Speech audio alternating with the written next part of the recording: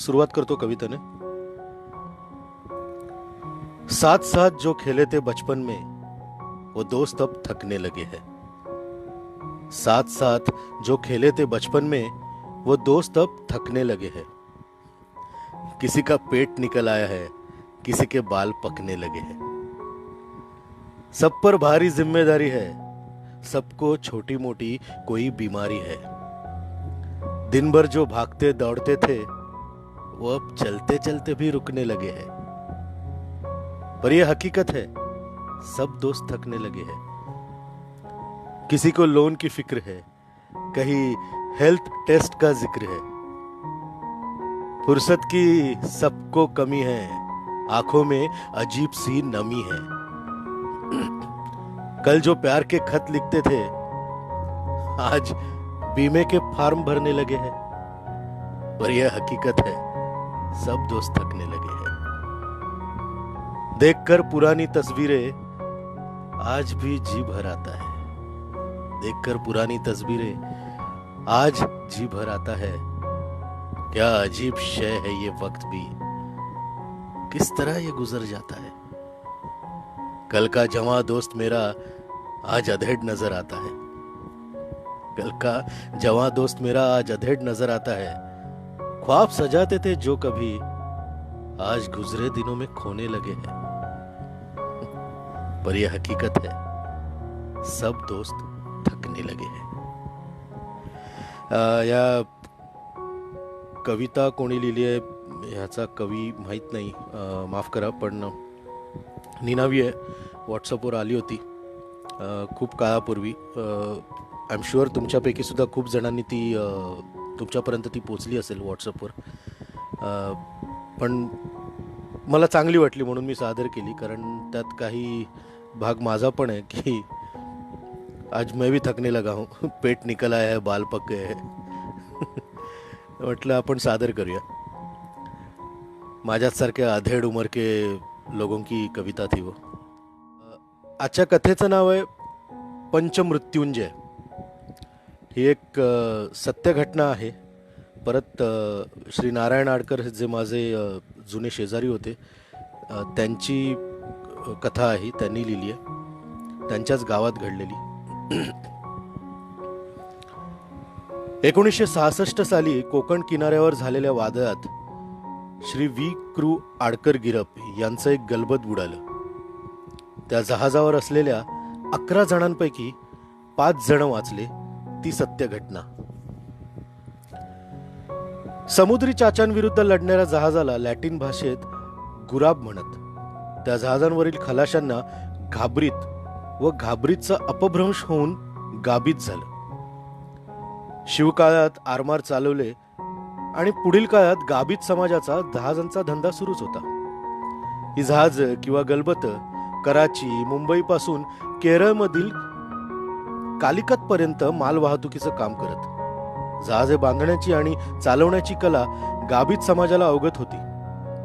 ही जहाज कपड्याच्या शिड्यांच्या निरनिराळ्या रचना करून चालवण्यात येत। इंजिन शिवाय चालवण्यात येणाऱ्या जहाजांवरील गाबीत समाजातील लढवय्यांना वादळ वाऱ्याशी सतत सामना करावा लागे आणि प्रसंगी मृत्यूलाही कवटाळावं लागे। पण नव्हता इन्शुरन्स आणि नव्हती सरकारी मदत।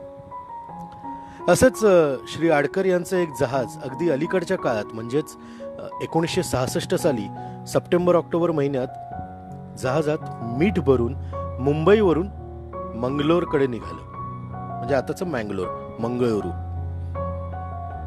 दुसऱ्या दिवशी गलबत आमच्या गावी म्हणजेच आडकरांच्या गावी, आमच्या गावी आचरा बंदरात लाकूड फाटा भरण्यासाठी थांबलं। जहाजात तसाही एक खलाशी कमी होता, म्हणून आमचा मित्र राऊ धनगर हा आमच्या समाजातील गुराखी याला खलाशी म्हणून घेण्यात आलं आणि दुसऱ्या दिवशी सकाळी गलबत पुन्हा मंगलोरकडे रवाना झालं. पावसाळ्यानंतर धंद्याची सुरुवात करताना ही पहिलीच मंगलोरवारी असल्याने गलबत वेंगुर्ला बंदरात समुद्रात थांबले. तांडेलाबा यांनी पगार लाईफबोट खाली सोडला आणि किनाऱ्यावर आले. आडकर गिरप घराण्याची कुलदेवता श्री देवी केपादेवीची ओटी भरली आणि नंतरच आपलं गलबत शुभलक्ष्मी पुढील प्रवासास निघालं.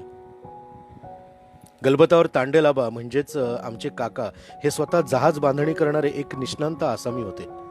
त्यांच्याकडे कोणतीही इंजिनिअरिंगची वा आर्किटेक्टची पदवी नव्हती, परंतु महाकाय गलबत छोट्या बोटी बांधण्याचं तंत्रज्ञान ते इतरांनाही देत असत. आबांशिवाय गलबतावर आबांचा पुतण्या तात्या, घरचा विश्वासू नोकर लऊ दहीबावकर, घरचाच बनून राहिलेला आमचा मित्र राऊ धनगर आणि इतर गावातील 8 खलाशी असे मिळून 12 जण होते. संध्याकाळी गलबताने गोव्याचा किनारा पार केला.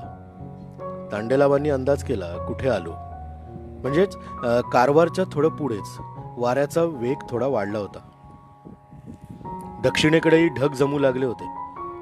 आबा म्हणाले, जवळच कणक नावाचे बंदर आहे, आपण त्या बंदराच्या बाहेरच थांबू. गलबताने नांगर सोडला. अंधार पडू लागला तसा वाराही वाढला. तात्या थोडा घाबरून म्हणाला, आबा आपण फावडो नांगर उचलूया आणि बंदरात जाऊया. पण आबांनी असे अनेक वारे पावसाळे बघितले होते. ते आपल्या नेहमीच्या सवयीने म्हणाले, अरे काय घेऊन बसलस, वारो काय येतलो नि जातलो, भ्या किती वया. पण वारो इलो नि गेलो नाही, तर मागाळून भयंकर वादळ घेऊन आला. क्षणात वाऱ्याचा वेग वाढला, विजा कडकडू लागल्या, पाऊसही सुरू झाला.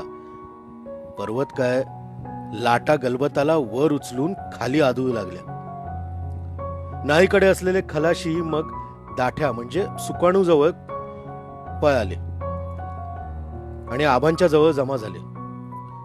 प्रथमच आबांचा अंदाज चुकला होता. मिठाच्या गोण्या बाहेर फेकण्याचा प्रयत्नही फसला. लाटांचे पाणी आत येऊ लागले, पण प्रसंगावधान राखून आबांनी सर्वांना दाठ्याच्या फळ्या काढून आणि मिळेल ते लाकूड आणि दोर जमवून छोटे छोटे तरांडे बांधण्यास सांगितले. थोड्या वेळाने गलबत खाली जाऊ लागले. आबांनी सर्वांना बाहेर उड्या घेण्यास सांगून तराड्यांचा आधार घेण्यास बजावले. गलबत खाली गेल्यावर गलबतातील पाण्याची 10 बाय 10 टाकीवर आली. 5-6 खलाशी आशेने त्या भल्या मोठ्या बंद टाकीकडे झेपावले. आबा जीवाच्या आकांताने ओरडले, टाकीवर जाऊ नका, तुमचे तराडे सोडू नका. पण भली मोठी पाण्याची टाकी कोण सोडणार? पाण्याची टाकी त्या 7 खलाशांना घेऊन कुठे गेली कोणालाच माहित नाही. आबा, लऊ दहीबावकर, एक सिनियर खलाशी आणि फारसे पोहता न येणारा कारवारचाच एक मुलगा एका तरांड्यावर होते. पट्टीचा पोहणारा तात्या आणि दुसऱ्या एका खलाशाने 2 मोठ्या फळांचा आधार घेतला होता. लाटांशी आणि पाण्याच्या प्रचंड प्रवाहाशी सर्वांची झुंज सुरू झाली होती. ती रात्रभर चालू होती. रात्रभर आबा तात्याला आपल्या पुतण्याला हाक मारत होते आणि तात्या ओ देत होता. पण सकाळी तात्या ओ देईना. अथांग सागरात पाण्याच्या लाटांचं पाणी चेहऱ्यावर बसत असतानाही लऊला आबांच्या डोळ्यात अश्रू दिसले.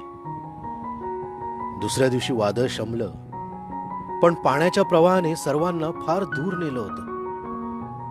किनारा गाठण्यासाठी प्रयत्न सुरू होते. दुपारी किनारा दिसू लागला. पाय हलवून हलवून थकले होते. संध्याकाळी किनाऱ्याच्या जवळ आले. आबा म्हणाले, किनाऱ्यावर जाण्याची घाई करू नका. आपल्या पायात आता त्राण उरलेले नाहीयेत. किनाऱ्यावरील मोडत्या लाटात कोलमडून पडायला होईल आणि केलेला सर्व प्रयत्न फुकट जाईल. इथूनच किनाऱ्यावरून लोकांना ओरडण्याचा प्रयत्न करा. पण त्या सिनियर खलाशाने आबांचा सल्ला मानला नाही. तो किनाऱ्याकडे निघाला. किनाऱ्यावरील लोक धावून आले, पण त्या मोडत्या व उसळत्या लाटात सिनियर खलाशाचा गुदमरून अंत झाला होता. आमचा भाऊ तात्याचा पत्ता लागला नाही, पण त्याच्याबरोबर असलेला एक खलाशी जिवंत किनाऱ्यावर पोचला होता. समुद्रात तरंगणाऱ्या 5 जणांना किनाऱ्यावरील लोकांनी उचलून वर आणले. जाळ पेटवून ऊब दिली आणि सावकाश पाणी आणि साधा आधार घेऊन सर्वांना वाचवले. जाळ पेटवून ऊब दिली आणि सावकाश पाणी आणि साधा आहार देऊन सर्वांना वाचवले. पंचमृत्युंजय झाला होता, पण पाण्याच्या टाकीबरोबर गेलेल्यांचा पत्ता लागलेला नाही. त्यामध्ये आमच्याच वयाचा आमचा मित्र राऊ होता. बापाने एकुलत्या मुलाचे त्याच वर्षी लग्न ठरवले होते. कधीतरी शांत ठिकाणी बसलेला असताना राऊची आठवण येते. डोळे पाणावतात. कुठून तरी घुबडांच्या ओरडण्याचा भास होतो. वाटतं राऊ आपल्या लग्नाचं आमंत्रण देण्यासाठी स्वर्गात तर गेला नसेल. इथे परत एकदा ही नारायण आडकरांचा एक अनुभव होता. म्हणजे त्यांच्या गावात घडलेली गोष्ट 1966 सालची त्यांनी शब्दात मांडलेली आणि त्यांनी मला ती पाठवली आणि सांगितलं बघ सादर करता येते का.